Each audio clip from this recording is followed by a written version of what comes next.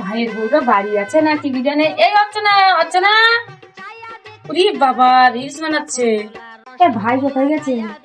তোমার ভাই কাজে গেছে।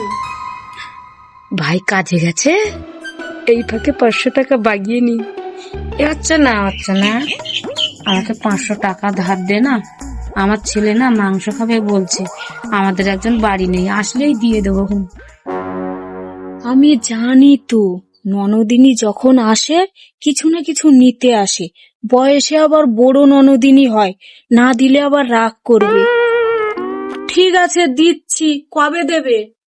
টাকা নিয়ে তোকে চিন্তা করতে হবে না, পরশুদিন বাবুর বাবা বাড়ি আসবে, আসলেই আমি তোর ফোনে টাকা পাঠিয়ে দেবো। তাহলে ঠিক আছে দিদি, সময় মতন টাকাটা দিয়ে দিও। টাকা নিয়ে তোকে চিন্তা করতে হবে না, আমি বললাম না পরশুদিন তোর ফোনে পাঠিয়ে দেবো। ঠিক আছে।